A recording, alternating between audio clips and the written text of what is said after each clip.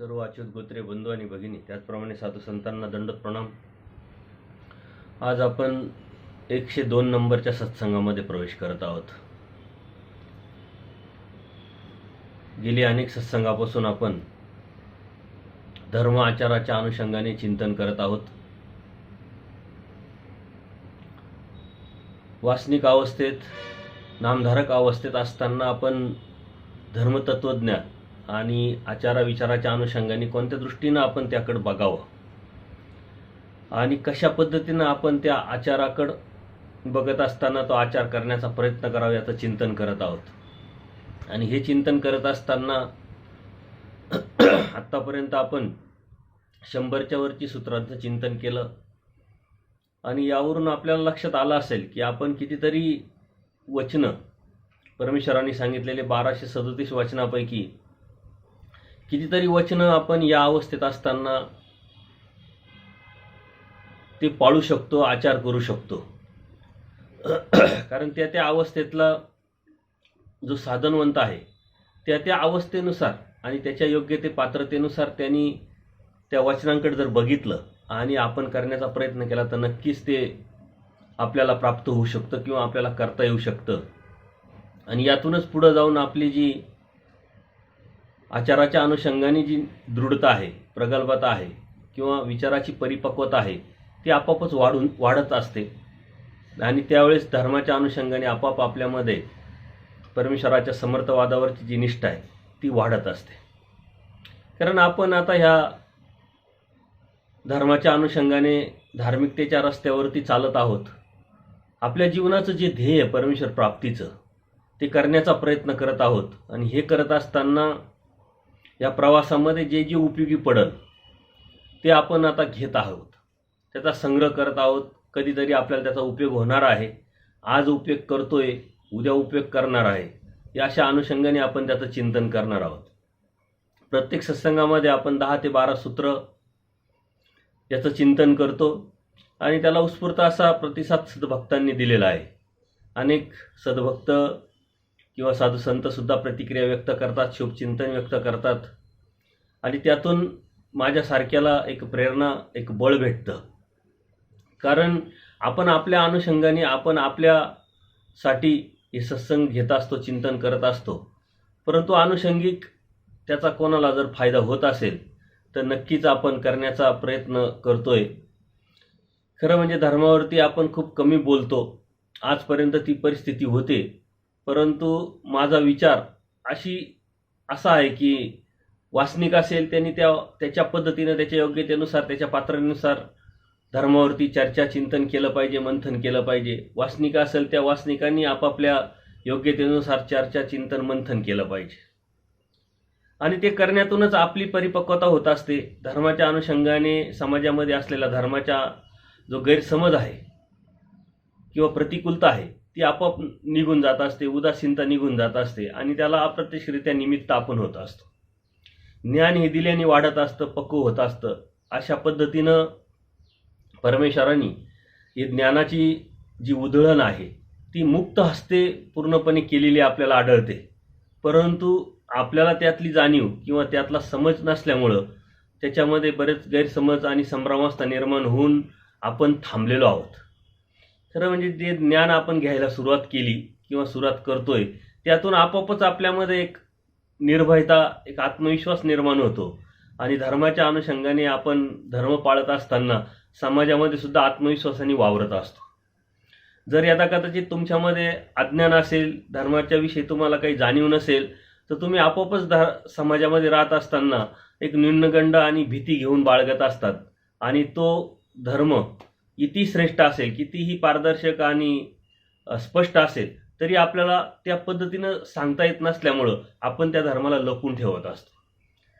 समाजामध्ये धर्माभिमुख जी तत्वप्रणाली, सिद्धांत आणि आचार विचार प्रणाली व्हायला पाहिजे ती न होण्याचं हे कारण आहे की आपण आपला धर्म नीट न समजून घेतल्यामुळं लोकांपर्यंत न्यायला आपण कमी पडलेलो आहोत.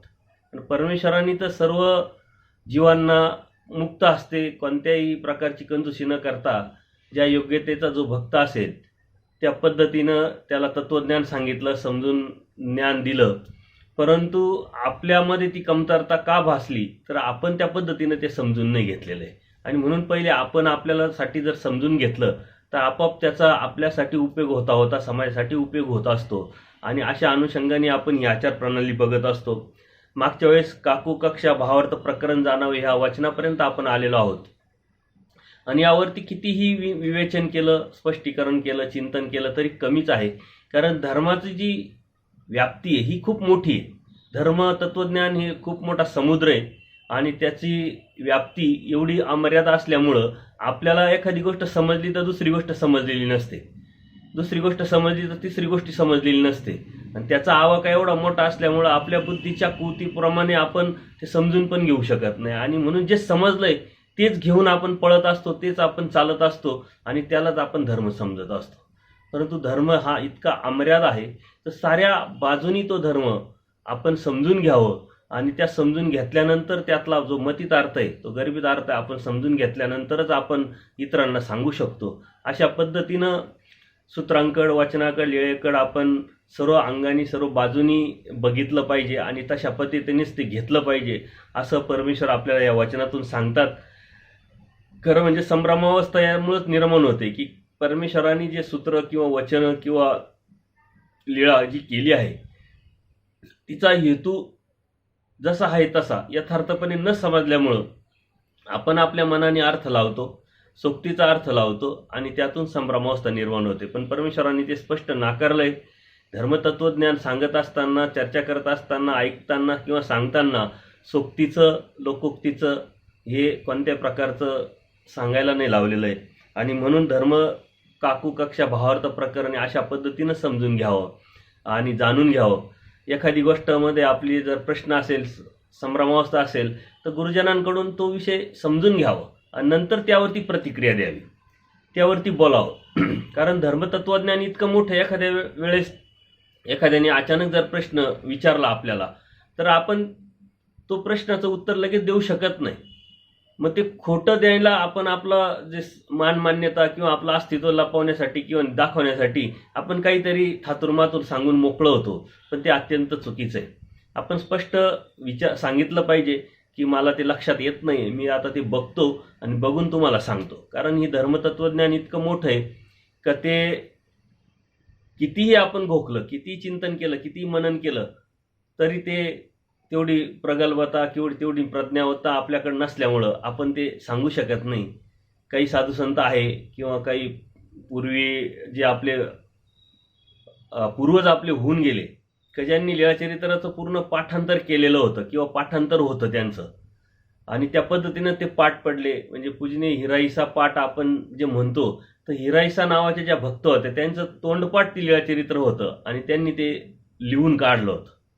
असे कितीतरी पाठ जे झाले ते त्या भक्तांनी लिहून काढलेले आणि त्या भक्तांनी लिहून काढल्यानंतर त्यांचे नावं त्या पाठाला दिले गेलेले. आणि ते कोणत्या कॉलेजला गेले नाही, शाळेत गेले नाही, परंतु त्यांच्या पुढं ध्येय जे होतं ते एकच होतं, फक्त परमेश्वर प्राप्ती. याच्या व्यतिरिक्त दुसरं त्यांच्या डोळ्यापुढं ध्येय नव्हतं, त्यांच्या बुद्धी विचारा मनापुढं काहीच नव्हतं. आपण सर्व गोष्टी करून सर्व करण्याचा प्रयत्न करतोय, त्यामुळे एवढी प्रज्ञावंत आपल्यामध्ये असू शकत नाही, होऊ शकत नाही. म्हणून आपण ते कबूल करणं, बघितल्यानंतर सांगू असं म्हणणं हे अत्यंत उत्तम. कारण चुकीचं सांगून तो चुकीचा अर्थ आपण दुसऱ्याला सांगतो, दुसरा तिसऱ्याला सांगतो आणि समाजामध्ये तेच गोष्टी होत असतात. म्हणून धर्मतत्वज्ञानामध्ये अशा चुकीच्या गोष्टीला अजिबात थारा नाही. आणि म्हणून कोणती गोष्ट समजून घेताना व्यवस्थित समजून घेणं आणि व्यवस्थित समजल्यानंतरच इतरांना सांगणं हे अत्यंत महत्त्वाचं आहे. पुढं महारवाडावनी धर्म काढावा. आता महारवाडा म्हणजे आपल्या समाजामध्ये महारवाडा या शब्दाला एक वेगळं नाव किंवा एक वेगळं अस्तित्व आहे, परंतु त्या अर्थाने इथं परमेश्वरांनी सांगितलेलं नाही आहे. कारण आपण तत्वज्ञान अभ्यासत असताना कोणाकडून तरी घेत असतो आणि ती व्यक्ती, ज्या व्यक्तीकडून आपण घेतो ती व्यक्ती आपल्या नात्यातली असेल, आपल्यापेक्षा वयाने लहान असेल आणि त्यांनी अनुसरण केल्यानंतर किंवा अभ्यास चांगला झाल्यानंतर सुद्धा तो संसारात असेल किंवा परमेश्वरांनी सांगितलेल्या आचाराच्या अनुषंगाने स्वदेश, स्वग्राम आणि संबंधियांचा त्याग तो तिथं दिसत नसेल बाह्य अंगाने, म्हणून आपल्याला त्याच्याविषयी एक वेगळं दृष्टी निर्माण होते, एक वेगळा गैरसमज किंवा संभ्रमावस्था निर्माण होत असते. त्याच्याकडून आपण काय ऐकावं आणि आपल्याला हा काय सांगेल हा स्वतः करत नाही. तर अशी भावना, असा विचारधारा न ठेवता जर त्याच्याकडं धर्मतत्वज्ञान असेल आणि तो आपल्याला जर समजून सांगू शकत असेल आणि ते सांगितल्यानंतर आपल्याला कळत असेल, तर ती न्यूनगंडा किंवा ती वर्गीकरण किंवा त्या चुकीच्या नकारात्मक विचारांनी दृष्टीने त्यांच्याकडे न बघता ते तत्वज्ञान त्यांच्याकडून सुद्धा आपण घ्यावं. कारण बाह्य अंगाने जसं दिसतं तसं आतल्या अंगाने नसतं. प्रत्येकाची एक प्रवृत्ती, प्रकृती असते, परत स्वभाव असतो, काही अडीअडचणी असतात, त्याच्या अनुषंगाने तो धर्म सांभाळण्याचा प्रयत्न करत असतो. परंतु आपल्या मनामध्ये गैरसमज साहजिक येणं होतं आणि ते साहजिक आलेल्या गैरसमजातून आपण त्या धर्मापासून, त्या ज्ञानापासून वंचित राहू शकतो. म्हणून परमेश्वरांनी सांगितलंय की असा विचारच करू नका. जिथून भेटेल, जिथं भेटेल, ज्याच्याकडून भेटेल ते तत्वज्ञान आपण घेत राहावं. कोणत्या प्रकारचं याच्याकडूनच घ्यायला पाहिजे, त्याच्याकडूनच घ्यायला पाहिजे, हाच सांगू शकतो, तोच सांगू शकतो, हा इथं राहतो, तो तिथं राहतो, अशा पद्धतीने वर्गीकरण किंवा विचारधारा न ठेवता आपण त्या गोष्टीकडं त्या दृष्टीनं होकारात्मक विचाराने बघितलं पाहिजे. अशा पद्धतीनं आपण शास्त्र जे आहे, अधिकरण जे आहे शास्त्र सांगणारे, ते कोण काय याचा विचार न करता जे आपल्याला ज्याच्याकडून घेता येईल किंवा जिथून उपलब्ध होईल तिथून आपण ते घेत राहावं. मग परमेश्वरांनी शेवटची पायरी सांगितली आहे, मारा वाढावं आणि धर्म काढावा. अशा अर्थाने सांगितलंय का समाजामध्ये ही जी वस्ती आहे याला एक क्षुद्र किंवा एक वेगळं खालच्या दर्जाचं बघितलं जातं. आजकाल ती परिस्थिती जरी नसली तरी मनातून अजूनही लोक तो विकल्प करत असतात, कारण तेवढी बुद्धीची प्रगल्भता नसते. त्यामुळं तिथं जरी ती व्यक्ती गेली आणि तुम्ही त्या दृष्टीनं जर त्या व्यक्तीकडे पाहत असेल तर ते चुकीचं आहे. म्हणून धर्मतत्वज्ञान हे त्यांच्याकडून सुद्धा आपण ऐकलं पाहिजे, घेतलं पाहिजे. तेवढ्याच नम्रतेने, तेवढ्याच निष्ठेने आणि तेवढ्याच भावाने आपण घेतलं पाहिजे, तरच ते आपल्याला कळेल. अन्यथा आपल्या मनामध्ये जर हा विकल्प किंवा हे वर्गीकरण केलं तर आपण तत्वज्ञान घेण्यास असमर्थ ठरू आणि ते तत्वज्ञान आपल्याला परमेश्वराचं कळू शकत नाही. म्हणून ते मनातली जी विकल्पाची जी भावना आहे ती मरून गेली पाहिजे, ती निघून गेली पाहिजे. यासाठी परमेश्वराने सूत्र आपल्याला सांगितलंय, विषय व्यवस्था करू जाणे ते अशीची ऐकू ये. म्हणजे जे पुरुष ज्ञानविवेचना करू शकतात त्यांनीच हे जे तत्वज्ञान आहे हे ऐकावं. विषय व्यवस्था करू जाणे म्हणजे आपण ब्रह्मविद्याशास्त्र अभ्यास करत असताना काही पुराणं आपल्याला इकडं आपल्या दैवराटीचे तर काय आपण लगेच झालेलो नसतो. अगोदर कर्मराटीचा असतो. दैवराटी जरी आपण वावरत असलो तरी आपल्याला कर्मराटीच्या काही गोष्टी ऐकायला येतात. कुठं कार्यक्रम होतात, कीर्तनाचे असतात, प्रवचनाचे असतात, पुराणं वगैरे हे सर्व ऐकलेले असतात किंवा अनुषंगाने काही कादंबऱ्या आपल्या वाचनात येतात, काही व्याख्यानं आपण ऐकत असतो. परंतु आपली जर ब्रह्मविद्याशास्त्रातली जर परिपक्वता कमी असेल, तिथं जर आपली प्रगल्भता, निष्ठा जर कमी असेल आणि ज्ञान जर आपल्याला परिपक्व नसेल तर आपण तिथं वाहत जाऊ शकतो. म्हणून तुम्ही ती विषय व्यवस्था करू शकता का, जे योग्य अयोग्य बघू शकता का, काय आहे हे समजू शकत असेल तरच आपण त्या गोष्टी ऐकल्या पाहिजे. जसं पुराण ऐकणं आहे, प्रवचन ऐकणं आहे किंवा काय कादंबरी ऐकणं आहे. जशी एखादी कादंबरी आहे, मृत्युंजय ही कादंबरी कर्णावरती लिहिल्या गेलेली आहे. आता कर्ण त्या कादंबरीचे नायक असल्यामुळं ते नायिकेचं उदरीकरण त्या कादंबरीमध्ये केलेलं आहे. पण ती जर एखाद्या कोवळ्या विचाराच्या व्यक्तीनं, साधकाने जर ती कादंबरी ऐकली किंवा वाचली तर अशी एक मनात धारणा किंवा भावना निर्माण होऊ शकते की कर्णावरती खूप मोठा अत्याचार झालेला आहे किंवा अन्याय झालेला आहे आणि कर्णच हा सर्वात मोठा आहे.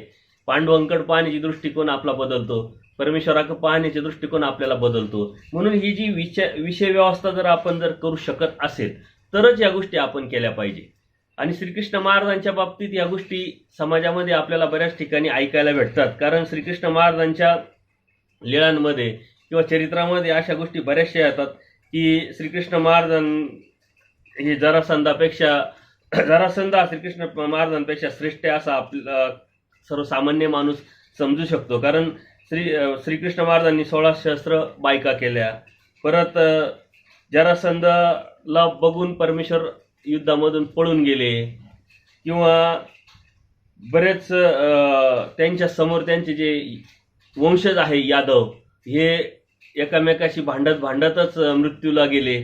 अशा अनेक ज्या आख्यायिका परमेश्वराच्या संदर्भात ह्या पुराणामध्ये लिहिलेल्या असतात आणि आपण त्या ऐकल्यानंतर सामान्य जो कोमळ ज्ञानी आहे तो आपोआपच परमेश्वराला, श्रीकृष्ण महाराजांना एक साधारण जीव समजू शकतो. कारण अर्जुन देव स्वतः सन्निधानात असताना सुद्धा जोपर्यंत परमेश्वरांनी बोध दिला नाही आणि परमेश्वरांनी स्वतःचं विश्वरूप दाखवलं नाही, तोपर्यंत अर्जुन सुद्धा श्रीकृष्ण महाराजांना एक श्रेष्ठ पुरुष असं समजत होते. ते काही परमेश्वर म्हणून समजत नव्हते. तर त्यांचं तिथं संभ्रम अवस्था निर्माण होऊ शकते. तर आपल्यासारख्याची तिथं कुठंच टिकाव लागू शकत नाही. परंतु तीच जर ज्ञान आपल्याला ब्रह्मविद्याशास्त्राचं जाण असेल तर ती लीळा आपल्याला माहिती, जरासंधाची किंवा त्या परमेश्वरांनी संबंध देण्याच्या अनुषंगाने, त्या जीवाच्या अनुषंगाने अनेक ज्या लीळा केलेल्या आहेत त्या समजून आपण त्याची विषय व्यवस्था करू शकतो. म्हणून विषय व्यवस्था जर आपण करू शकत असेल, आणि विषय व्यवस्था कोण करू शकेल, तर ज्याला सत्सर्ग बुद्धी, सेन्स आहे. नाही तर एखाद्या व्यक्तीचं जे सांगितलं तेच धरून तो चालत असतो. एखाद्या वेळेस एखादं तत्वज्ञान आपण जर सांगितलं तर त्या अनुषंगाने किंवा त्या प्रसंगानुरूप आपण त्याला ती गोष्ट सांगितली तर ते तत्वज्ञान तो कुठेही मांडतो, कुठेही ते लावण्याचा प्रयत्न करतो. आणि त्यामुळं बऱ्याच गोष्टीची अडचण निर्माण होत असते. तर तो सेन्स असला पाहिजे की हा कोणता प्रसंग आहे, कोणती प्रवृत्ती आहे, कोणत्या प्रकृती आहे, कोणता जीव आहे, कशासाठी ते कोणत्या उद्देशाने कोणी सांगितलेलं आहे. तर त्या गोष्टी जर आपण जर करू शकत नसेल तर आपण ह्या गोष्टी टाळल्या पाहिजे. कारण आपण ती परिपक्वता, प्रगल्भता नसल्यामुळं आपण एखाद्या कीर्तनामध्ये एखादी गोष्ट पुराणातली ऐकली तर त्या अनुषंगानेच आपण ते घेऊन जाऊ आणि धर्माच्या या परमेश्वराच्या धर्मापासून दूर जाण्याची शक्यता किंवा मलिनत्व आपल्यामध्ये निर्माण होऊ शकतं. म्हणून त्याच्यापेक्षा परमेश्वरांनी स्पष्ट हे वचनं जे एकाच्या पाठीमागे जे आलेले ते अत्यंत सुंदर, एका वचनाचा पुढचा अर्थ किंवा त्याचं उत्तर आपल्याला भेटत असतं. जर हे आपण विषय व्यवस्था करू शकत नसेल तर मग परमेश्वर स्पष्ट सांगा, अन्यवार्तेपाशी निद्रा सांग, वरी निद्रा कीजे परी अन्यवार्ता न कीजे. पण अन्यवार्ता म्हणजे परमेश्वराव्यतिरिक्त जीव, देवता, प्रपंच ह्या ज्या वार्ता आहे याला अन्यवार्ता म्हणतात. जर यदा कदाचित तुम्ही ती विषय व्यवस्था करू शकत नसेल तर त्या अन्यवार्ता करण्यापेक्षा, म्हणजे पुराणातल्या, वेदातल्या, कीर्तनातल्या, प्रवचनातल्या अन्यवार्ता जीवाच्या संदर्भात, देवतेच्या संदर्भात, प्रपंचाच्या संदर्भात करण्यापेक्षा ते म्हटले झोप बरी तुमची. कर्मराटीमध्ये सुद्धा अशी म्हण आहे, भांडण्यापेक्षा आबोला बरा आणि हिंडण्यापेक्षा झोप बरी. तसं परमेश्वराने स्पष्ट सांगितलंय, अन्यवार्तापेक्षा झोप बरी म्हटले. तर अन्यवार्ता आपण कितीतरी करत असतो, सामाजिक दृष्टिकोनातून करत असतो, राजकीय दृष्टिकोनातून करत असतो. 2-4 लोक एकत्र आले की त्याचा अर्थार्थी संबंध नसताना राजकारणावरती तासनतास बोलतात. खरं म्हणजे आपण जेव्हा बोलतो तेव्हा आपल्या तोंडातून जी वाफ पडते त्यातून कितीतरी जीवजंतू मारले जातात, म्हणजे हिंसा होते. परत आपल्या बुद्धीची जी एनर्जी जी आहे ती वाया जाते, ती वेगळी. आणि त्यातून जे भेटतंय 1% फायदा नाही, सारं नुकसानच नुकसान. वेळेचा अपव्यय होतो, कोणाविषयी तरी आपण वाईट बोलले जातो, आपलं त्याच्याशी कोणत्याही प्रकारचा अर्थार्थी संबंध नसताना आपण नकारात्मक विचार मांडत असतो आणि त्यातून वाद सुद्धा होण्याची शक्यता असते. आणि ह्या अन्य वार्ता करण्यापेक्षा परमेश्वर म्हणतात झोप चांगली. याचा अर्थ आपण नुसतं झोपायचंच असं नव्हे, परंतु ते करण्यापेक्षा ते चांगलं, जेणेकरून त्या निमित्ताने आपण जर झोपलो तेवढा वेळ तरी आपले कर्म थांबल्या जातात, आपण शांत पडतो आणि त्या अनुषंगाने आपल्याकडे एक शारीरिक एनर्जी, बौद्धिक एनर्जी येत असते. म्हणून त्या झोपेला महत्त्व दिलेलं आहे त्या अन्यवार्तेपेक्षा. अन्यवार्ता ह्या अत्यंत घातक असतात आणि त्याच्यामध्ये बरेचसे लोक अडकलेले असतात, चांगले चांगले लोक अडकलेले असतात. त्यांना तो स्वभाव असतो किंवा त्याची ती प्रवृत्ती असते. अन्यवार्तेमध्ये पेक्षा खूप आनंद वाटतो, त्यांना सुख वाटतं. याचं टवाळक्या करणं, याच्या उखाळ्या पाखाळ्या करणं, याचं काय चाललंय, त्याचं काय चाललंय. तर ह्या ज्या गोष्टी आहे ह्या गोष्टी अन्यवार्तेमध्ये येतात. मग जीवाच्या संदर्भात असतात, देवतेच्या संदर्भात पुराणातल्या गोष्टी, पुराणातले जे वांगे आहे म्हणे पुराणातच शोभा देतात. कारण तिथं बूड पण नसतं, शेंडा पण नसतो, कुठलंही काही कुठंही जोडलेलं असतं. कारण ते ऋषीमुनींनी त्यांच्या प्रचितीतून म्हणा किंवा त्यांच्या अनुभूतीतून, काल्पनिकतेतून ते लिहिलं गेलेलं आहे आणि ते लिहिलं हेच समाजामध्ये रूढ झालं. आणि त्याच्यामुळं अनेक संभ्रमावस्थेतल्या ज्या गोष्टी आजही आपल्याला समाजात ऐकायला भेटतात आणि त्याच्यावरती आपण किती एनर्जी खर्च केली तर त्याला कोणत्याही प्रकारचं प्रमाणात बसवता येणार नाही. म्हणून ते करण्यापेक्षा म्हटले झोप बरी. आणि हे आपल्यासाठी नामधारक वाचनिकासाठी अत्यंत गरजेचं आहे. कारण आपण समाजात फिरत असतो आणि ह्या अन्यवार्ता आपल्याकडून कितीतरी होत असतात. दिवसभरात कारण नसताना सुद्धा आपण कितीतरी बोलत असतो. जर आपण एक विचार मनात ठेवला की की आठवड्यातून एक दिवस मौन धरायचं तरी आपल्याच्यानी होत नाही, 2 तास गप्प बसायचं तरी आपल्याच्यानी होत नाही. आणि आपण जरी हे गप्प बसणं नसेल जमत तर आपल्या बुद्धीला सतत आपण जर भान ठेवून जर त्याला सवय लावली की जे गरजेचं आहे, जे उपयोगाचं आहे, व्यावहारिकच्या अनुषंगाने जेवढं गरजेचं आहे तेवढंच बोलायचं, बाकी काही बोलायचं नाही. 2 माणसांनी जरी एकत्र आले, जीव आले, परमार्गातले असो, साधू संत असो, वासनिक असो, नामधारक असो, तेवढ्यापुरतं त्याचं श्रम निवृत्ती करा की काय चाललंय, बरं चाललंय का, घरचे बरे आहे का.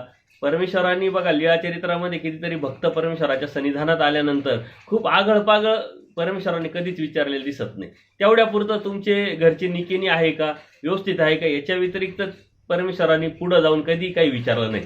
नाहीतर आपण त्याचं घरचं विचारतो, त्याच्या धंद्याचं विचारतो, त्याच्या शेतीचं विचारतो, त्याच्या अडीअडचणीचं विचारतो. घेणं देणं नसताना, त्याला आपण मदत करण्याची प्रवृत्ती नसताना, मदतही करायची वेळ आली तरी आपण करणार नसताना सुद्धा आपण त्याच्या ज्या अन्यवार्ता आहे त्याच्यामध्ये वेळ घालवतो. त्यातून त्याचं मन पण दुःखी होतं, परत वेळ पण वाया जातो, त्यातून आपलं जे धर्मतत्व आहे ते सुद्धा पाळल्या जात नाही. तर अशा अन्यवार्ता न करण्यासाठी सतत आपण भान ठेवलं पाहिजे. कारण अन्यवार्ता हा जो विषय आपल्याकडून कळत न कळत खूप वेळा होत असतो, कारण नसताना होत असतो. आणि त्या गोष्टी जर आपण सांभाळल्या तर नक्कीच त्याचा फायदा आपल्याला एक एनर्जिक या दृष्टिकोनातून सुद्धा आपल्याला भेटू शकतो आणि धर्मतत्वज्ञान सुद्धा आपल्याला ते मिळू शकतं. तर अन्यवार्ता न करायची तर मग करायचं काय.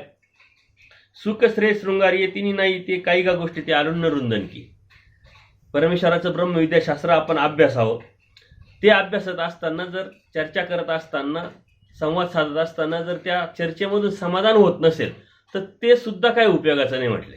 कारण 2 वासनिक, 2 साधू संत किंवा नामधारक वासनिक किंवा वासनिक भिक्षुक जर चर्चा करत असेल आणि धर्मचर्चेवरती ते चर्चा करत असेल, संवाद साधत असेल, पण त्यातून जर एकामेकाचं समाधान होत नसेल तर त्या चर्चेला सुद्धा काही अर्थ नाही. कारण मी माझ्या तत्वाशी मला जेवढं कळालंय त्याच्यावरती ठाम आहे, ते त्यांच्या तत्वाशी त्यांना जेवढं कळालं ते त्याच्यावरती ठाम असेल तर एकामेकाला समजून न घेता आपण तुझं माझं करू. तो आपल्याला म्हणेल योग्यता नाही, अधिकार नाही, आपण त्याला म्हणू योग्यता नाही, अधिकार नाही. जसं हस्तीच्या दृष्टांतांनी परमेश्वरांनी सुंदर असं तो दृष्टांत आपण कुठेही लावू शकतो. जसं एखादा व्यक्ती कानापर्यंत पोहोचला, त्याला तो हत्ती कानासारखा दिसला, सुपासारखा दिसला. एखादा पायापर्यंत पोहोचला, त्याला तो हत्ती खांबासारखा दिसला. तसं आपण ज्या तत्व विचारापर्यंत, योग्यतेपर्यंत पोहोचलोय, जेवढा आपला प्रयत्न किंवा जेवढी आपली बुद्धीची ताकद आहे तेच आपण खरं समजतो. परंतु असं काही नसतं. सत्य हे खूप मोठं आहे आणि आपल्यापासून खूप दूर आहे. जे आपल्याला कळालंय, जे आपल्याला समजलंय त्याच्या व्यतिरिक्त सत्य असू शकतं आणि ज्ञान हे त्याच्यापेक्षा मोठं असू शकतं. असा विचार जर केला तर नक्कीच समोरच्याकडून आपण घेण्याची प्रवृत्ती ठेवू आणि त्यातून आपल्याला समाधान लाभेल. त्यांनी पण तशीच प्रवृत्ती जर ठेवली तर त्याला समाधान लाभेल. म्हणजे सुख म्हणजे समाधान लाभलं पाहिजे चर्चेमध्ये, आणि ते फक्त ब्रह्मविद्याशास्त्राच्या चर्चेतूनच मिळू शकतं. बाकी इतर ठिकाणी तर काहीच कामाचं नाही ते, आणि भेटू पण शकत नाही. त्याचप्रमाणे श्रेय म्हणजे अदृष्टपर योग्यता परमेश्वराच्या अनुषंगाने ती आपल्याला त्यातून जर लाभली, म्हणजे परमेश्वराने स्पष्ट सांगितलंय की मी तर सर्वव्यापक आहे, परंतु तो मंगळ काळ आहे का अवसर काळी किंवा चर्चेकाळी तत्वज्ञान सिद्धांत याच्या वेळेस मी तिथं असेल. ज्यावेळेस आपण चर्चा करतो परमेश्वराच्या ब्रह्मविद्याशास्त्राची, परमेश्वराची, त्यावेळेस परमेश्वराचं तो आपला मंगळ काळ असतो, तो अवसर काळ असतो, आणि त्यावेळेस परमेश्वर स्वतः ते तिथं असतात. जर त्यातून जर आपलं समाधान लाभलं आणि त्यातून ती चर्चा त्या पद्धतीने त्या लेवलवरती एक नम्रता, एकाचा आदर ठेवून जर केलं तर अदृष्टपर योग्यता पण आपल्याला ती लाभत असते. त्याच्यापर्यंत परत दृष्टपर कीर्ती पण आपली त्यातून मिळत असते. म्हणजे सुख श्रेय शृंगारुक म्हणजे त्याला पूर्णपणे सुंदरता निर्माण होत असते, आणि त्या सुंदरतेमुळंच आपल्याला ते हवंसं वाटतं, आपल्याला आवड त्याची निर्माण होत असते. परंतु ज्या चर्चेतून सुख श्रेय शृंगार निर्माण होत नाही ते अरुण रुंदन, म्हणजे कुठंतरी जंगलात जाऊन आपलं उर बडवणं आणि रडत बसणं, कोणी त्याच्याकडे पाहणार नाही, कोणाचा त्याला फायदा होणार नाही, अशा पद्धतीने ते अरुण रुंदन आहे. म्हणजे विनाकारण आपण म्हणतो ना, विनाकारण बडबड करतो, विनाकारण त्याला काही अर्थ नाही आहे, तो विनाकारण तो स्वतःच हाकतो किंवा स्वतःच बोलत राहतो, त्याला आपण बडबड म्हणतो. त्या बडबडीला अरण्यरुंदन सांगितलेलं आहे. अरण्यात जाऊन दुःख व्यक्त केल्यासारखं आहे ते, त्याला काही अर्थ नाही. म्हणून आपण बोलताना ते तारतम्य ठेवलं पाहिजे, चर्चा करताना ते भान आपलं ठेवलं पाहिजे, संवाद करताना तो सेन्स आपला असला पाहिजे की आपण जी चर्चा करतो त्यातून खरंच आपल्याला फायदा होतोय का, त्या चर्चेतून खरंच आपले जे अज्ञान आहे ते फिटतंय का, त्या संवादातून खरंच आपल्या ज्ञानामध्ये भर पडते का, आपल्याला समाधान पावतोय का.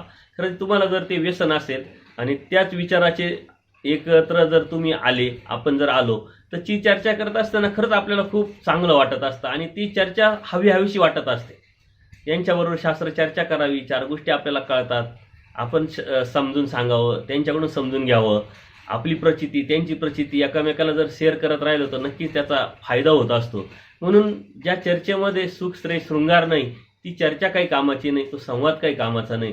तर त्यातून हे आपल्याला मिळत असेल तर ती चर्चा अशा पद्धतीनं आपण केली पाहिजे. कारण काय तर म्हणे ते तुला मंगळ काळू, तो मंगळ काळ झाला म्हणे. तर भेट काळ असेल, पूजा अवसर काळ असेल, ते निरूपण काळ असेल, जी चर्चा आपण करत राहतो, तर तेच आपल्यासाठी शुभ आहे, तेच आपल्यासाठी मंगळ आहे आणि तेच आपल्यासाठी परमेश्वर ची जी प्रसन्नता आहे ते जोडण्याचं एक साधन किंवा ते वेळ आहे.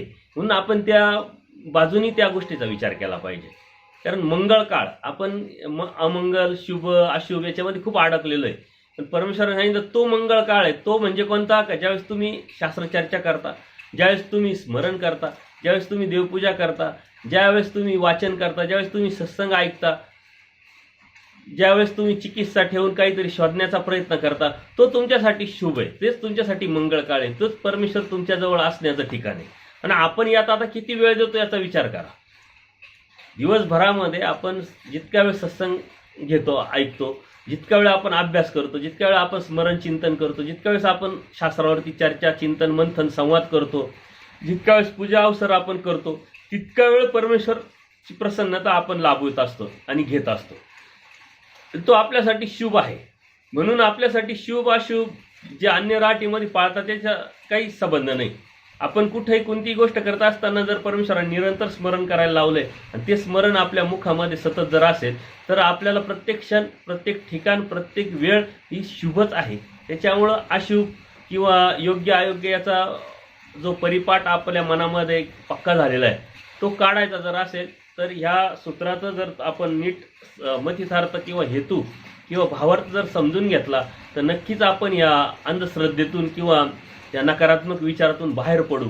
कारण परमेश्वराने मंगळ काळ सांगितलाय. कोणता येतो तर तो मंगळ काळ अवसर काळी म्हणजे भेट काळ, म्हणजे जे वासनिक साधू संत नामधारक यांचा जेव्हा भेट होते त्यावेळेस तो मंगळ काळ आहे. पूजा अवसर काळ म्हणजे आपण देवपूजा वगैरे करत असतो, साधू संतांचे पूजन वगैरे चालू असतं. चारी साधनाच्या अनुषंगाने जे एक साधन आहे वासनिक आणि भिक्षुक ती एकत्र आलेले असतात. परत त्याच्यामध्ये निरूपण जर होत असेल, शास्त्रचर्चा होत असेल, मार्गदर्शन होत असेल, मग ते कार्यक्रमाच्या माध्यमातून असो, सत्संगाच्या माध्यमातून असो, चर्चेच्या माध्यमातून असो, तर तो जो वेळ असतो तोच आपल्याला थोर योग्यता देऊन जात असते. आणि ती थोर योग्यता देणारा जो वेळ असतो तो आपल्यासाठी शुभ आणि तोच आपल्यासाठी मंगळ असतो. तर आपल्याला जर कंटिन्यू 24 तास किंवा 24 मिनिटं 24 क्षण जर आपल्याला कंटिन्यू जर मंगळ काळ असायला पाहिजे असं वाटतंय तर आपण स्मरणात चिंतनात असलं पाहिजे. आणि ती सवय जर आपण लावली तर नक्कीच आपल्याला त्यामध्ये यशस्वी होऊ शकतो. कारण परमेश्वर याच्यामध्ये आपल्याला सहाय्य करतील आणि ती सवय जर आपल्याला लावली तर आपण नक्कीच ते घेऊ शकतो. बाई तैसा स्थानी तैशा गोष्टी तिया न कीजे तिकी. म्हणजे आता आपण चर्चा करायला परमेश्वराने सांगितलंय, संवाद करा, तो मंगळ काळ आहे. संवाद करत असताना कशा पद्धतीनं करायचा, कुठं करायचं हे सर्व परमेश्वराने सांगितलंय. पण कुठेही बडबड करत बसायचं का, कुठेही ती चर्चा करायची का, कोणाबरोबर ती चर्चा करायची का. तर त्याच्यासाठी परमेश्वराने एक नियमावली जी आपल्याला सांगितली आहे की जिथं राजस तामस जे ठिकाण असतं किंवा ती व्यक्तीसुद्धा असते किंवा विकल्परूप व्यक्ती असेल, आपल्याला माहिती आहे की हे लोक अंधश्रद्धिक आहे किंवा ह्या लोकांमध्ये ती भावना निर्माण झालेली आहे किंवा ते ठिकाण असेल, तर ह्या अशा ठिकाणी आपण त्या ब्रह्मविद्येच्या ज्या रहस्यमय ज्या ज्ञान आहे ते बोलू नये, ते चर्चा करू नये. तर कुठेही कोणत्याही ठिकाणी जर आपण ते केलं तर ना त्याला प्रसवणार आहे ना आपल्याला त्याचा फायदा होणार आहे, त्याचा काही फायदा होणार नाही. म्हणून हे तत्त्वज्ञान कुठे अभ्यासू नये. ज्या ठिकाणी आपण शांततेने बसलेलो आहे, ज्या ठिकाणी त्या व्यक्तीची मानसिकता आहे, ऐकण्याची अर्थता आहे, त्याच्याशी चर्चा करावी, ते ठिकाण, ते वेळ काळ, आपण एखाद्या ठिकाणी सहज एखाद्या नातेवाईकाच्या घरी गेलोय, 4 नातेवाईक एकत्र आलेले आणि आपण तिथं परत तीच गोष्ट सुरुवात केली तर ते त्यांच्या डोक्यात जाणार नाही, उलट ते आपल्याला टाळण्याचा प्रयत्न करते. म्हणजे वेळ काळ परिस्थितीचा सेन्स आपल्याला बघितला पाहिजे. प्रसंगानुरूप जसं परमेश्वराने आपल्याला तत्त्वज्ञान सांगितलंय, परमेश्वर नुसते सांगतच सुटले नाही. प्रसंग निर्माण झालेला असेल किंवा स्वतः प्रसंग निर्माण करतात. जसं परसनायकाच्या मृत्यूचा प्रसंग परमेश्वराने निर्माण केला आणि 6 प्रकरण सांगितलं, तसं प्रसंग निर्माण करून तत्त्वज्ञान परमेश्वर सांगतात किंवा प्रसंग निर्माण झालेला असेल तर परमेश्वर तत्त्वज्ञान सांगतात. मग त्या प्रसंगानुरूप आपण सुद्धा कोणता प्रसंग आहे, कोणती वेळ आहे, कोणती व्यक्ती आहे, त्याला आवड निवड किंवा त्याला सेन्स असं बघून ती वेळ आपण ती साधली पाहिजे. कोणत्या ठिकाणी हे तत्त्वज्ञान, हे जे ब्रह्मविद्याशास्त्र, हे जे उच्च श्रेष्ठ जे तत्त्वज्ञान आहे ते आपण सांगितलं न पाहिजे. परत आपण कोणती व्यक्ती आहे त्याच्यानुसार ते आपण सांगितलं पाहिजे. एखादा इंजिनियर आहे त्याला त्या पद्धतीने, एखादा शेतकरी आहे, एखादा व्यावसायिक आहे, एखादे घरीच असणारी व्यक्ती आहे, एखादी सुशिक्षित आहे, एखादी अशिक्षित आहे, तर त्या पद्धतीने आपण त्याला ती विषय व्यवस्था करता आली पाहिजे. अन्यथा सर्व नियम आणि सर्व कारणं किंवा सर्व दृष्टांत किंवा सर्वच उदाहरणं जी आहे प्रत्येकाला आपण जर सारखेच द्यायला गेलो तर त्याला प्रत्येकाला पटेलच असं नाही. एखाद्या शेतकऱ्याचं उदाहरण जर आपण इंजिनियरला दिलं तर तो इंजिनियर आपल्याला गावंढळ समजेल किंवा तो म्हणशील अशिक्षित यांचं कुठं मागं लागतं. आणि असे अनुभव आपल्याला येत असतात, कारण त्या अनुभवातूनच आपण शिकलो पाहिजे. आपण व्यक्ती कोण आहे समोर, बरं कोणालाही आपण सांगून काय उपयोग नाही. आपला जर त्याच्यावर प्रभाव असेल किंवा त्याची मानसिकता आपल्यावरती निष्ठा थोडीफार असेल, भावना जर आपल्यावर त्याची असेल तर आपण त्याला सांगावं. कोणाला जर सांगत बसलो तर तो कधीच ऐकणार नाही. जर तो स्वतःला आपल्यापेक्षा वेगळा किंवा श्रेष्ठ समजत असेल तर आपण त्याला सांगून उपयोग नाही. त्याच्यासाठी परमेश्वर स्पष्ट आहे, उपाधिमंत मानिजे. म्हणजे एखादा उपाधिमंत असतो त्याला परमेश्वराने सांगितलंय मानायला आणि समाजामध्ये ते मानतात. पण एखाद्या आमदारांनी खासदारांनी एखादी गोष्ट सांगितली किंवा एखादे जे स्टार असतात, लोक मोठे असतात, समाजसेवेमध्ये असतात किंवा काही एखाद्या कलेमध्ये असतात, त्यांची 2 शब्दाची सुद्धा बातमी होते. आपल्यासारख्या सर्वसामान्य माणसांनी कितीही भाषण ठोकलं तर त्याची पेपरला एखादी बातमी सुद्धा होऊ शकत नाही. त्याचं कारण काय, तर कोणत्या व्यक्तीनं कोणत्या वेळेस काय स्पष्टीकरण दिलेलं आहे, काय ते बोललेलं आहे, त्याच्यानुसार ती बातमी होत असते.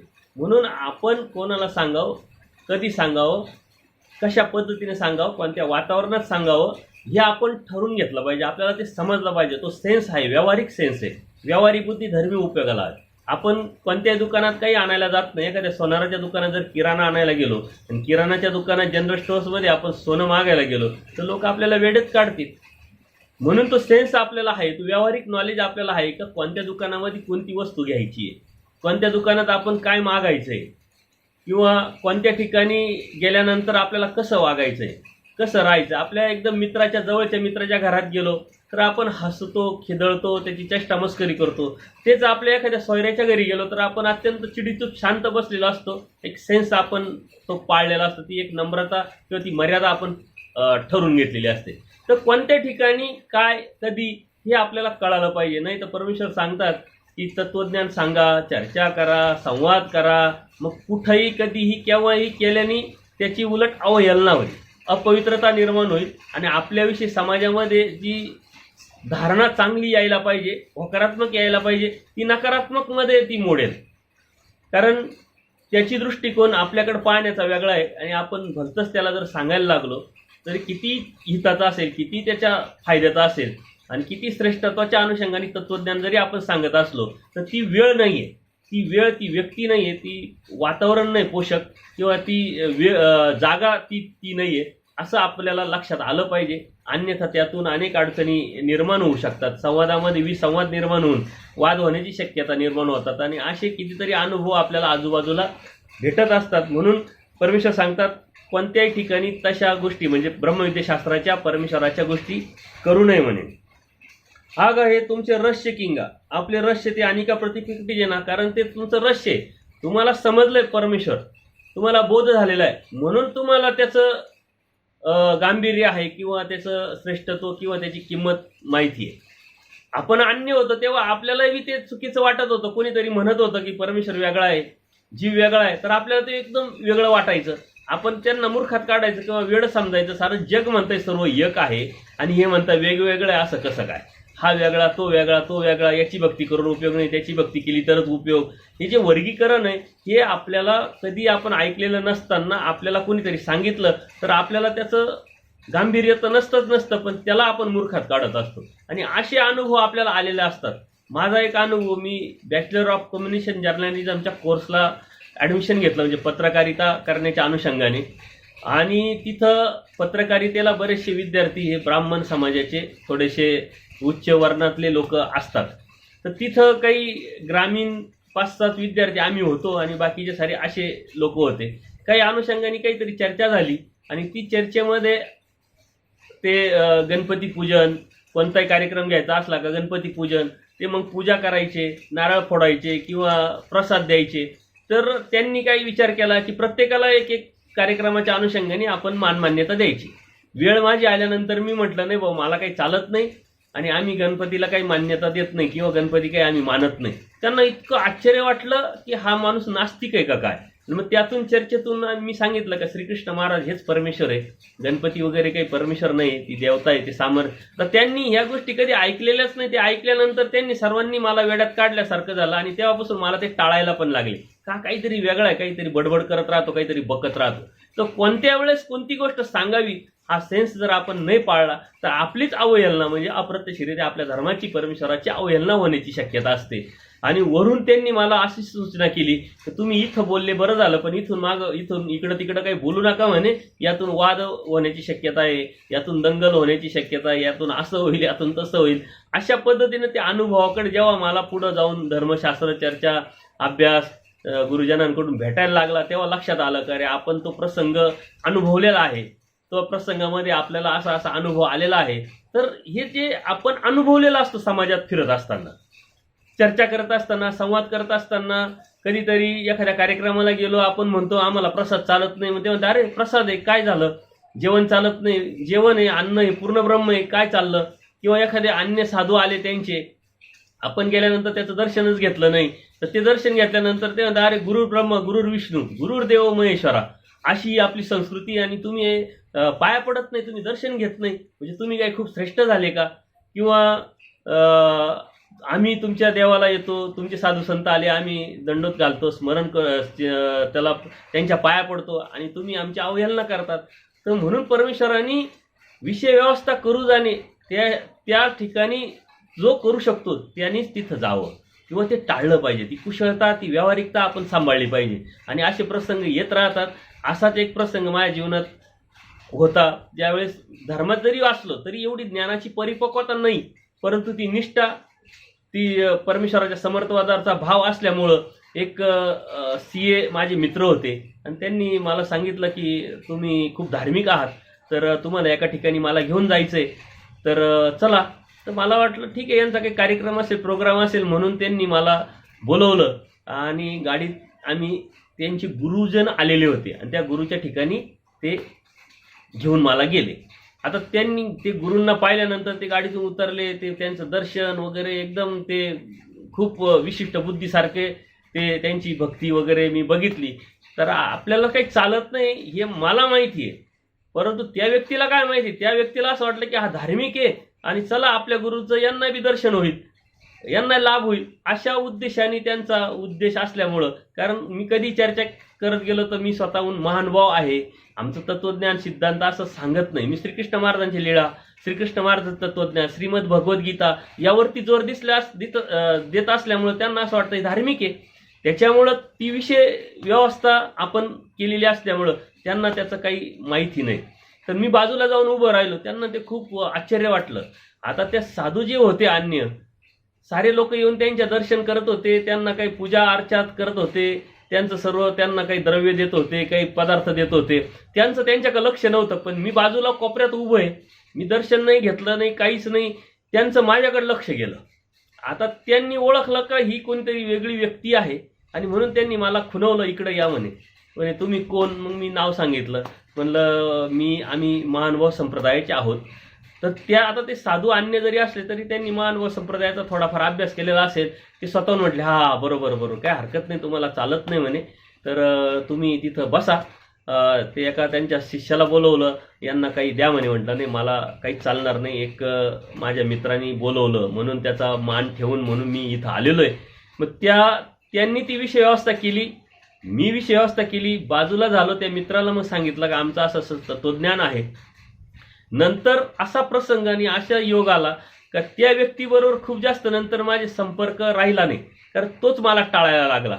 अशा पद्धतीने आपण जर, मला नंतर लक्षात आलं की आपणच ती गोष्ट टाळली असती, काहीतरी काम आहे मला किंवा कुठंतरी जायचंय, मला येता येणार नाही, सॉरी असं म्हणून मी जर ती व्यावहारिक बुद्धीने टाळलं असतं तर यदा कदाचित संपर्क राहिले असते. मला नंतर असं वाटलं की यदा कदाचित चर्चा होत राहिली असती, परमेश्वर कृपेने यदा कदाचित त्याची जी अनुकूलता आहे ती प्राप्त होऊन त्याला परमेश्वर कृपेने बोध पण झाला असता. तर ही जी खंत आहे ही आपल्या मनामध्ये का राहते, तर आपण असं चुकीचं कुठंतरी आपल्याला सेन्स नसल्यामुळं आपण वागून जातो आणि त्याच्यामुळं तो प्रॉब्लेम निर्माण होत असतो. तर परमेश्वराने आपल्याला जे तत्वज्ञान सांगितलं ते जर आपण व्यवस्थित समजून घेतलं, जाणून घेतलं, तर आपल्याला जीवनामध्ये त्याचा खूप उपयोग होऊ शकतो. कुठं जायचं कुठं नाही जायचं, कारण त्या व्यक्तीला माहीत नसतं, त्याला त्या व्यक्तीला एवढंच माहीत असतं काही धार्मिक आहे. असे खूप प्रसंग माझ्या जीवनात आले आणि मला सांगण्यासारखे आहे. आमच्या गावामध्ये सुद्धा एक अशीच अन्य साधूंचा कार्यक्रम ठेवला. त्यांना वाटले उपदेशी आहे असले तरी धार्मिक आहे, त्यांना काही माहीत नाही की परमेश्वर भक्त, देवता भक्त, याचं वर्गीकरण, तो बोध, हे काय त्यांना माहीत. त्यांना एवढंच माहिती की धार्मिक आहे. म्हणून माझ्या हस्ते त्या बाबांचा सत्कार त्यांनी ठेवला. पण मी म्हटलं मला चालत नाही आणि मी त्या साधूंचा कसा सत्कार करू, मी खूप लहान आहे, त्याच्यामुळे मी ते टाळलं. त्यांचं बी मन धरलं राहिलं आणि मी तिथं जाण्याचं टाळलं. तर ह्या ज्या गोष्टी यातून आपल्याला समजलं पाहिजे आणि हे जेव्हा आपण तत्वज्ञानातून समजून घेतो ते नक्कीच आपल्याला लक्षात येतं. कारण जसं आपलं द्रव्य असेल, आपली इस्टेट असेल किंवा आपल्या काही घरातल्या गोष्टी असेल, आपल्या व्यवसायाच्या गोष्टी असेल, तर हे रहस्य आहे आपल्यासाठी. आपण कोणालाही ते सांगत बसत नाही. किंवा आपल्या अडचणी असेल ते आपण इतरांना जर सांगत बसलं तर त्याची हेटाळणी सुद्धा होऊ शकते. कर्मराटीमध्ये सांगतात की आपलं अडचणी, आपल्या घरातल्या गोष्टी, आपल्या चारित्र्याविषयीच्या गोष्टी कधीही कोणाला सांगू नये, कारण त्या योग्यतेचे लोक भेटणं अत्यंत दुर्मिळ आहे आणि त्याचा ते वेगळा अर्थ घेऊन उहापोह होऊन आपल्याला त्रास होण्याची शक्यता असते. इथं सुद्धा परमेश्वराने सांगितलंय का हे तुमचं रहस्य आहे, हे ब्रह्मविद्याशास्त्र असेल, तुमचा बोध असेल, परमेश्वर भक्ती असेल, आपलं भाग्य आहे की आपण त्या परमेश्वर भक्तीला लागलोय. नाहीतर आपण जर विचार केला, चिंतन केलं तर अन्य लोकांनी किती कर्मकांडामध्ये, किती अंधश्रद्धेमध्ये लोक अडकलेले. ते कशासाठी धार्मिकता करतात, का करतात, काय मिळणार आहे, कशाचाही गंध नसतो त्यांना. कोणत्याही एका साध्या प्रश्नाचं उत्तर देता येणार नाही, परंतु ते किती वेचलेले असतात आणि किती मनापासून करत असतात. परंतु त्या बाबतीत आपण खूप भाग्यवान आहे की आपला देवता कळाल्या, आपला परमेश्वर कळाला, आपला जीव कळाला, प्रपंच कळाला, परमेश्वर भक्ती आपण करायला लागलो, परमेश्वराची जाणीव आपल्याला समजली, परमेश्वर ही सर्वश्रेष्ठ जी वस्तू आहे ती आपल्याला थोडी थोडी लक्षात आली. तर हे आपलं रहस्य आपण कोणालाही सांगत सुटलं तर ते कोणाला कळेलच याची काही गॅरंटी नाही. आणि कोणाला जर सांगितलं तर त्याला न समजल्यामुळं तो आपल्याला मूर्खात काढेल, तो आपल्याला वेडा समजेल. म्हणून परमेश्वर म्हणतात हे तुमचं शास्त्र रहस्य आहे, ते अन्य कोणालाही सांगत बसू नका. मग कोणालाच बोलू नका का, कोणालाच सांगू नका का. ऐसे ना म्हणजे की नाही का, लोक दाखवली वाय तरी तुम अविधी होय. जर तुम्ही असं करत राहिलं, शास्त्रातील आश्चर्यकारक ज्या गोष्टी असतील, तत्व सिद्धांत असेल, ते जर आपण लोकांना सांगत जर सुटलो तर त्यांचा विश्वास तर बसणार नाहीच, पण उपवास निंदा करतील ते. त्यामुळे आपल्याला अविधी लाभेल, कारण ते आपलं दोष घेतील. ते आपल्याला मूर्ख समजणं म्हणजे अप्रत्यक्षरित्या दोष घेणं आहे. त्याची योग्यताच नाही, त्याची पात्रताच नाही आहे. त्याला तो ज्या देवतेची भक्ती करतो त्या देवतेची त्याला ओळख नाही, तो का भक्ती करतो हे त्याला समजत नाही, केल्याने मला काय फायदा होणार हे त्याला कळत नाही. आणि त्याला आपण ब्रह्मविद्याशास्त्राचे डायरेक्ट जीव, देवता, प्रपंच, परमेश्वराची भक्ती, स्थान, तिथं असलेली शक्ती, या साऱ्या गोष्टी जर सांगत सुटलो तर तो उलट आपल्याला आपली निंदा करेल, आपले दोष घेईल आणि हे मूर्ख आहे असं समजून आपल्या धर्मावरती बोट लावतील. तर हे दोष ते जे आपले घेतील, धर्माचे घेतील, त्याला निमित्त आपण हो, त्याला कारण आपण हो. म्हणून परमेश्वर म्हणतात की तुम्ही असं करू नका. तो सेन्स, ती व्यवहारी बुद्धी तुम्ही पाळली पाहिजे. तो सेन्स जर तुमच्याकडे नसेल तर अनेक अडचणी निर्माण होऊ शकतात. तुमच्या निमित्ताने अनेक लोक धर्माला अनुकूल व्हायच्या ऐवजी प्रतिकूल होऊ शकतात. म्हणून तो सेन्स आपण पाळला पाहिजे. कोणता कसा, आणि ही जी गोष्ट आहे जीव पदार्थामध्ये आपण अन्य लोकांशी कशी चर्चा करावी याच्यामध्ये सविस्तर चर्चा केलेली, चिंतन केलेलं आहे की अन्य लोक त्याला डायरेक्ट कधी तत्वज्ञान सांगत बसायचं नाही किंवा स्वतःची ओळख मानव म्हणून कधी द्यायची गरज नाही. तुम्ही का धार्मिकता करता, कशी करता, कशासाठी करता, त्यातून काय भेटणार आहे, त्याचं प्रमाण काय आहे, आपला धर्म कोणता, त्याचा प्रमाण ग्रंथ कोणता, तो ग्रंथ वाचला की नाही, जर वाचला असेल तर काय सांगितलंय, वाचणं नसेल तर तुम्ही जे करताय ते योग्य की अयोग्य, अशा छोट्या छोट्या प्रश्नातून सहज गप्पा टप्पा मारता मारता हे तत्वज्ञान आपण त्याला सर सांगण्याचा प्रयत्न केला किंवा तो सेन्स, ती आयडिया जर आपली असेल तरच आपल्याला धर्मतत्वज्ञान सांगण्याचा अधिकार, योग्यता प्राप्त होऊन त्याला ते प्रसवेल किंवा त्याला ते कळेल. त्याची योग्यता अधिकार असेल तर तो पुढं प्रश्न करेल, उत्सुकता वाटेल आणि तो त्याच्यामध्ये चर्चा करण्यासाठी उत्साह निर्माण होईल. पण जर त्याचा योग्यता नसेल, अधिकार नसेल तर आपल्याला थोड्याशा चर्चेतच लगेच कळेल की त्याची योग्यता नाही किंवा त्याच्या अर्थता नाही, आपण लगेच थांबू. त्याच्यामुळे ह्या ज्या गोष्टी ह्या चरित्रामध्ये सुद्धा सर्वज्ञ श्री चक्रधर प्रभू जेव्हा माईम भटांची पहिली भेट झाली किंवा आचार्यांची पहिली भेट झाली, बाईसांची पहिली भेट झाली, या पहिल्या भेटी आपण आठवणीत करा. ते आठवल्यानंतर आपल्या लक्षात येईल मुख्यमंत्री लगेच तत्वज्ञान स्वतः मी परमेश्वर आहे आणि मी परमेश्वर असल्यामुळे तू मला अनन्य भावे शरण ये, मी तुला सर्व जीवन मृत्यूतून मुक्त करून टाकेल, असं कधी कोणाला सांगितलं नाही. माईम भट आले, ते बौद्धिक असल्यामुळं 18 पुराण वेदशास्त्र सगळे सामुग्रीवंत असल्यामुळं त्यांना त्यांच्या पद्धतीनं त्यांनी चाळवलं, त्यांच्या पद्धतीनं त्यांना हँडल केलं की बाबा तुम्ही खूप ज्ञानी आहात, आम्हालाही मान्य आहे, तुमच्याकडे खूप तत्वज्ञान आहे, 18 पुराण वेदशास्त्र सर्व तुम्ही कोळून पिलेले हे आम्हालाही मान्य आहे, पण त्यातून मुक्ती होईल असं काही तुमच्या त्या ज्ञानात, तुमच्या अनुभवात, तुमच्या प्रचितीत आहे की नाही. त्यातून ती चर्चा सुरू झाली. मग त्यांनी कर्म सांगितले, मग परमेश्वराने ते कर्म खोडले, मग एके परमेश्वराशिवाय मुक्ती नाही, मग तो परमेश्वर कोण, कसा, काय हे परमेश्वरांनी सांगितलं, ते अवतार सांगितले, मग स्वतःपर्यंत आणले. परमेश्वर तो स्वतः परमेश्वर आहे म्हटल्यानंतर ते स्वतः डायरेक्ट त्यांनी सांगायला पाहिजे होतं, परंतु नाही, त्या जीवाला त्या पद्धतीने हँडल केलं. आचार्यांना पहिल्याच भेटीत जेव्हा झालं तेव्हा परमेश्वरांनी काही तत्वज्ञान सांगितलं नाही, कोणत्याही प्रकारचं तत्वज्ञान सांगितलं नाही. 5, 7, 6 भेटी झाल्यानंतर तो बोध सुद्धा डायरेक्ट दिला नाही. गोविंदप्रभू बाबांकडे तुम्ही जाऊन आले, दादोसांबरोबर तुम्ही हिंडताय फिरताय, माझ्या सन्निधानात आहे, त्यांच्यामध्ये नेमका फरक तुम्हाला जाणवला का, कशी आहे, तर ते सहज बोलून गेले सारखेच. आणि हे सारखेपणा परमेश्वरांनी निरूपण करून काढला, त्यांच्या लक्षात आणून दिला, ती जाणीव करून दिली आणि नंतर मग आचार्यांना बोध होऊन ते अनुसरले. तसंच बाईसांकडे गेले आणि लगेच सांगितलं ना मी परमेश्वर आहे, तू का स्वतःची पूजा अर्चा करून घेते, त्यातून काय भेटणार आहे, असं कधी सांगितलं नाही. 3 दिवस परमेश्वराने तो अपमान सहन केला. 3 दिवस पाय पुसण्यावरती बसले, 3 दिवस दुधी करंट्यामध्ये त्यांनी दिलेला भात खाल्ला आणि मग त्यांची जी अयोग्यता आहे ती नासल्यानंतर परमेश्वराने त्यांना प्रेमदान दिलं. म्हणजे विचार करा की स्वतः परमेश्वर सर्व शक्तिमान असताना, स्वतः परमेश्वराने अवतार घेतलेला असताना त्या जीवाला परमेश्वर डायरेक्ट तत्वज्ञान सांगत नाही, ते रहस्य हळूहळू प्रसवत नेऊन हळूहळू त्यांना त्या आयडियाने ते समजावतात, जाणीव करून देतात आणि मग स्वतःवरती बुद्धी आणून मग परमेश्वरत्व दाखवतात. तर आपण सर्व सामान्य माणसं एखाद्या जीवाला जर डायरेक्ट हे रहस्य आणि तत्वज्ञान सांगायला सुरुवात केली तर त्याला पटल का, आणि आपण तेवढ्या योग्यतेचे आहे का त्याला आपण सांगितलं आणि लगेच त्याला कळालं, पटलं. उलट आपल्या संपर्कात एखादी व्यक्ती असते का ती आपल्या हाताखाली असते. मग आपण आता काम करत असताना, व्यवसाय करत असताना आपल्या दुकानात काही कामाला माणसं असतात किंवा एखाद्या व्यवसायाच्या अनुषंगाने काही व्यक्ती आपल्या संपर्कात आलेले असतात. ऑलरेडी तो आपल्यावर अवलंबून असतो, तो सर्वस्वी आपल्यावर अवलंबून असताना सुद्धा जर आपण त्याला सांगितलं तरी तो ऐकत नाही, कारण त्याची ती स्वतंत्रता आहे, त्याची ती योग्यता आहे, त्यांनी ती जोडलेली आहे.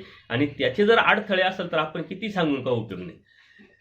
म्हणून त्याला फक्त उत्सुकता निर्माण होईल असं आपण बोलावं. ती उत्सुकता त्याला निर्माण झाली, तो स्वतःहून जर विचार करायला लागला, विचारायला लागला का भाऊ हे असं का, हे कसं का, ते कसं, तुम्ही हे पाळत नाही, तुम्ही ते पाळतात, हे असंच का, ते तसंच का, मग त्याची शास्त्रचर्चा करावी, मग त्याला ते सांगावं, मग ते आपलं रहस्य ते हळूहळू उलगडावं, हळूहळू प्रगट करावं. अन्यथा आपली चेष्टा व्हायला वेळ लागणार नाही आणि तो त्या दोषाला कारण आपल्यामुळं होईल, निमित्त आपण होऊ आणि आपण त्यापासून धर्मापासून जाण्याची शक्यता आहे. परमेश्वराने स्पष्ट सांगितलं अन्य कथने जाय, मग धर्मापासून हा जीव जाण्याची शक्यता आहे. अन्य कथन म्हणजे परमेश्वरांनी सांगितलेलं हे तत्वज्ञान ब्रह्मविद्याशास्त्र हे ऐकण्याची योग्यता त्याच्यामध्ये नाही आहे, त्याच्यामध्ये ती लायकी नाही, त्याच्यामध्ये ती पात्रता नाही आहे ना. आपण त्याला दामटायला सुरुवात केली का आमचं तत्वज्ञान किती मोठं श्रेष्ठ आहे, आम्ही कशी परमेश्वराची भक्ती करतो, श्रीकृष्ण महाराजच कसे परमेश्वर आहे, स्वामी श्री चक्रधरच कसे परमेश्वर आहे, हे जर त्याला सांगत सुटलो आणि त्याची योग्यता नाही, पात्रता नसता पाहिली नाही आपण, तर ते अन्यकथन होईल. आणि त्या अन्यकथनाचा दोष जर आपल्याला लागला तर आपण धर्मापासून जाऊ शकतो, धर्मापासून जातो. म्हणजे किती मोठा दोष आणि किती मोठी हानी आपली धर्माची होऊ शकते.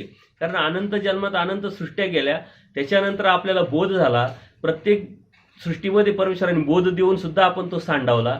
आज बोध झालाय, नुसता बोध नाही झाला तर परमेश्वराची जाणीव परमेश्वराने आपल्याला करून दिलेली.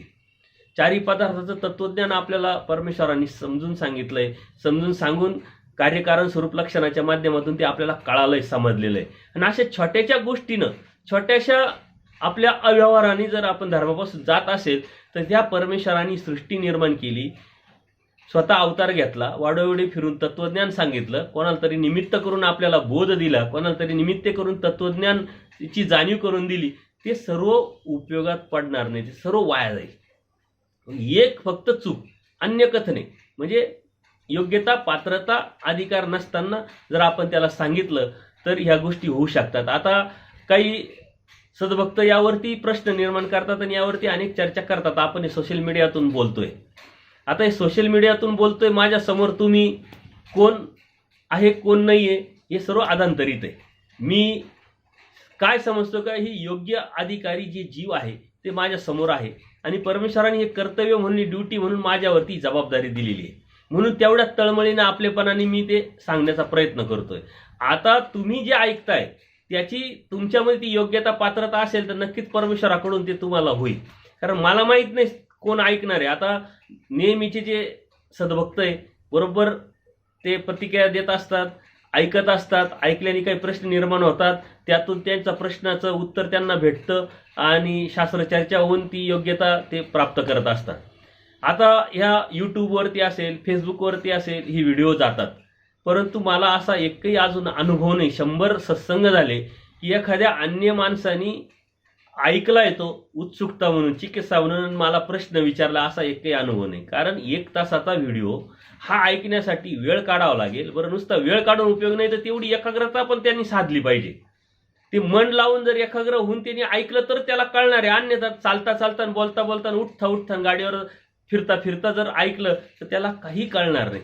त्याच्यामुळे त्याच्यामध्ये एक तर अर्थता असेल तर तो ऐकेल, अर्थतेने त्यांनी ऐकलं तर त्याला कळेल, त्याला जर कळालं तर आपलं सत्संग घेण्याचा जो फलित आहे किंवा सत्संग घेण्याचा जो उद्देश आहे तो सफल झाला.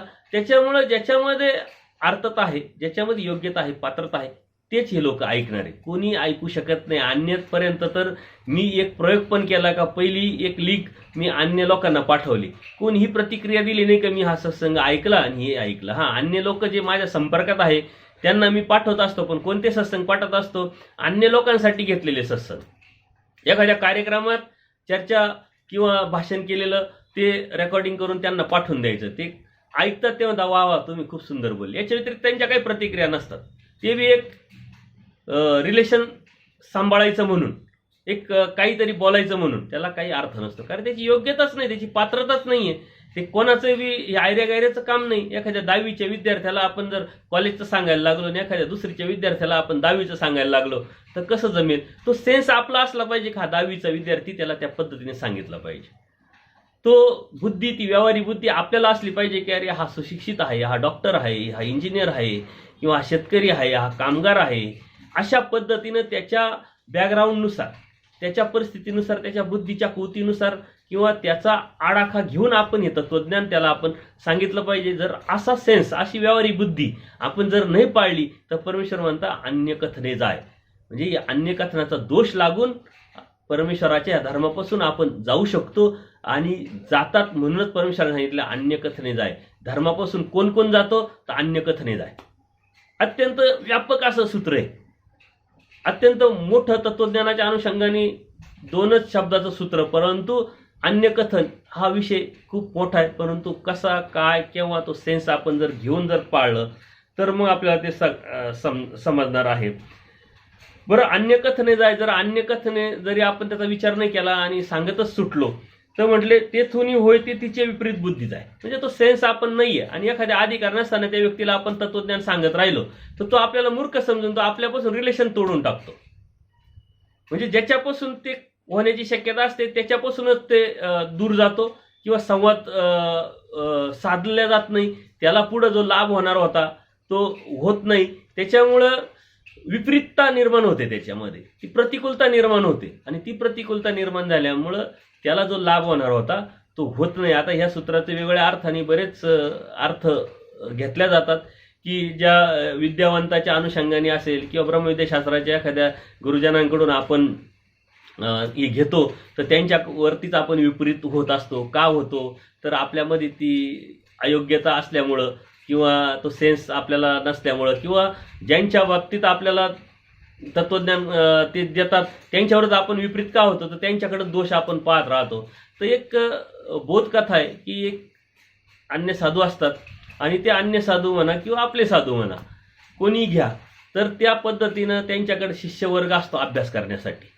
तर ते दररोज त्यांचा अभ्यासक्रम शिकवत असतात, अभ्यास देत असतात. एक वेळ अशी येते की तो अभ्यासक्रम संपला, त्या गुरूंनी अत्यंत आपलेपणाने जे बी द्यायचं ते तत्वज्ञान शिकवलं आणि ते तत्वज्ञान शिकवल्यानंतर 2-4 वर्षानंतर ती वेळ येते की अभ्यासक्रम संपलाय, अभ्यास झालाय पूर्ण, आता तुम्ही तुमच्या ठिकाणी या समाजामध्ये जाऊन त्याची प्रचिती घ्या, त्याचा अनुभव घ्या. एक शिष्य अत्यंत आवडीचा त्या बाबांचा असतो आणि त्या आवडीच्या शिष्याला काहीतरी आपण द्यावं. त्या शिष्याची सुद्धा बाबांनी आपल्याला काहीतरी वस्तू द्यावी का जी वस्तू गुरुचं आपल्याला प्रेझेंट म्हणून, एक वस्तू म्हणून, आठवण म्हणून आपल्याबरोबर राहील. जसं गुरुदक्षिणा शिष्य देत असतो तसं एखादे साधू असेल, एखादे गुरुजन असेल, आपल्या लाडक्या शिष्याला काहीतरी वस्तू देतात. तर त्यांनी एक आरसा त्या शिष्याला दिला आणि त्यांनी सांगितलं की हा आरसा असा आहे का त्या आरशासमोर जो उभा राहील किंवा ज्या आरशासमोर ज्याला तू धरशील त्याचे त्या आरशामध्ये दोष दिसतील. हे त्या आरशाचं वैशिष्ट्य आहे. त्याला अत्यंत उत्सुकता वाटली. त्या गुरूंचं देण्याचं तात्पर्य असं होतं का तू शिकलाय खूप, तू ते शिकून अभ्यास केलाय अत्यंत चांगला, तू प्रयास केला, प्रयत्न केला, माझी जी मर्जी असेल, माझी प्रसन्नता असेल ती तू मिळवली, परंतु प्रत्येक जीवामध्ये दोष असतात. ते दोष बघण्यासाठी एक असं विशिष्ट तत्वज्ञान किंवा ब्रह्मविद्याशास्त्र असलं पाहिजे, त्यातून त्यावेळेस ते कळेल. त्या बाबांची इच्छा अशी होती का यांनी त्या आरसा स्वतःसाठी वापरावा. त्या आरशासमोर उभं राहिल्यानंतर त्याला त्याचे दोष दिसतील आणि ते दोष त्यांनी गुणात परावर्तन करावे, अशा अपेक्षेने त्या बाबांनी त्याला तो आरसा दिला. परंतु त्याची नकारात्मक विचारधारा अशी असते की तो जो प्रयोग आहे तो स्वतःवर करण्यापेक्षा, इतरांवर करण्यापेक्षा त्या गुरुच्या संदर्भात तो करतो. त्या गुरूंच्या समोरच तो आरसा धरतो. आता जीव हा विकारा वेगळा झाला नाही, अनंत दोष आहे. साधू असेल, गुरुजन असेल, किती मोठा संत असेल तर त्यांच्यामध्ये गुणात्मक भावना, गुणात्मक विचारधारा जरी जास्त असली तर काही अंशी दोष असतात. तर त्या गुरूंचेच दोष त्याला दिसायला लागल्यानंतर तो त्या गुरूंपासून विपरीत होतो. तो म्हणतोय बाबांनी आपल्याला खूप तत्वज्ञान शिकवलं. ते म्हणतात आपण सांगे ब्रह्मज्ञान, आपण मात्र कोरडे पाषाण. दुसरे सांगे ब्रह्मज्ञान, आपण कोरडे पाषाण. अशा पद्धतीने तो विपरीत झाला त्या बाबांवरती. अशा पद्धतीनं परमेश्वर म्हणतात की ज्याच्यापासून होईल त्याच्या बाबतीत विपरीत निर्माण होतं. कारण परमेश्वराने जिथं जाऊन ज्याच्यापासून ते गुण घ्यायला सांगितलंय, आपण गुणी नसल्यामुळं आपल्याला ते गुण घेता आले नाही आणि आपण त्या अनुषंगाने दोषी असल्यामुळे आपल्याला त्याचे दोष दिसतात, त्याचे दोष कळतात, त्याचे दोष समजतात आणि त्याच्यातच आपण गुरफटून जातो. वास्तविक आपलं ते नुकसान आहे, त्याचे दोष त्याच्यासाठी हानिकारक आहे. कोणती व्यक्ती असेल, त्याची नकारात्मक विचारधारा असेल, त्याची चुकीची धारणा असेल, चुकीचे विचार असेल, त्याचे दोष असतील, त्याच्यात वाईट सवय असतील, त्या सर्वस्वी त्याच्या नुकसानी उपयोगी पडतात. त्याच्यामुळे दुसऱ्याचं कोणाचंही नुकसान होत नाही. परंतु आपण तसा विचार न करता आपण ते आपल्या बाजूनी घेतो आणि आपण त्याचे दोष पाहतो. म्हणजे त्याच्या दोषापासून त्याला नुकसान आहेत, पण त्याच्या दोषापासून आपल्याला सुद्धा नुकसान निर्माण होतं. म्हणजे आपण मूर्ख आहे, ते मूर्ख नाही. जेव्हा एखाद्या व्यक्तीकडे आपण त्या व्यक्तीमुळं आपण अडचणीत येऊ तर आपण मूर्ख. एखाद्या व्यक्तीमुळं आपण अडचणीत आल्यानंतर आपल्याला दुःख जास्त होतं. कारण आपण आपल्या नियमाने, आपण आपल्या कृतीनं, आपण आपल्या विचारांनी चालत असल्यावर जर एखादा निर्णय चुकला आणि त्याचा त्रास आपल्याला झाला तर आपल्याला त्याचं काही तीव्रता नसते. कारण आपल्याला माहीत असतं की ठीक आहे, आपण रिस्क घेतली, थोडं धाडस केलं, प्रयत्न केला, झाली चुकी, त्या चुकीतून आपण सांभाळू आणि पुढं परत जाऊ आपण. त्याचं आपल्याला तेवढी तीव्रता नसते. पण एखाद्या व्यक्तीमुळं आपल्याला नुकसान जर झालं तर ती सल आपल्या मनामध्ये सतत असते. तसं आपण समोरच्याचकडे दोष न पाहता गुणात्मक दृष्टिकोनातून पाहिलं पाहिजे. आणि जर तसे दोष आपण बघायला लागलो, नकारात्मक भावना त्या व्यक्तीविषयी आपली निर्माण झाली, तर त्याच्यापासून आपल्याला काय झालंय याचा विचार न करता आणि हे पाठीमागं पडून आपण त्याच्यावर विपरीत होतो, ते विपरीत होतं त्याच्यासाठी नुकसानकारक नाही. जो विपरीत झाला त्याच्यासाठी नुकसानकारक आहे. कारण पुढं होणारा जो लाभ आहे त्याच्यापासून तो वंचित झाला. कारण त्याचा अनुभव असेल, त्याचं ज्ञान असेल, त्याची योग्यता असेल, त्याची पात्रता असेल, त्याचा फायदा आजपर्यंत त्याला होत होता. परंतु तो विपरीत झाल्यामुळं तो फायदा आता त्याला होणार नाही. म्हणजे नुकसान आपलं असतं. म्हणून आपण कुठे जावं तर गुण घ्यावं. आणि असं होण्याची शक्यता या जीवामध्ये परमेश्वर म्हणतात असते. कारण ज्याच्यापासून व्हावं त्याच्यापासूनच त्याच्याच बाबतीत ही विपरीतता निर्माण होण्याची शक्यता असते. मग आपले नामधारक, वासनिक, निमित्त, गुरुजन जे बी असतील किंवा पार ही वेल पार परमेश्वरापर्यंत जाते. कारण विकल्पाला गेल्यानंतर पुढं येणार आहे सूत्र, तर त्या विकल्पात गेल्यानंतर आपण परमेश्वरापासून सुद्धा दूर जातो. म्हणजे परमेश्वराकडून जो बोध झालेला आहे तो बोध सुद्धा आपला निघून जातो. म्हणून या गोष्टीचं आपण खूप चिंतन जेवढं केलं तेवढं कमी आहे. परंतु करत असताना त्याचा काकूकक्षा भावार्थ प्रकरण समजून जाणून ते अत्यंत योग्य पद्धतीने योग्य व्यक्तीकडून यथार्थपणे समजून घ्या. आणि आपण याचा प्रयत्न करत आहोत ते नक्कीच प्रतिक्रिया कळवा. सबस्क्रायबर करत चला, लाईक करत चला. दंडोत प्रणाम, दंडोत प्रणाम, दंडोत प्रणाम.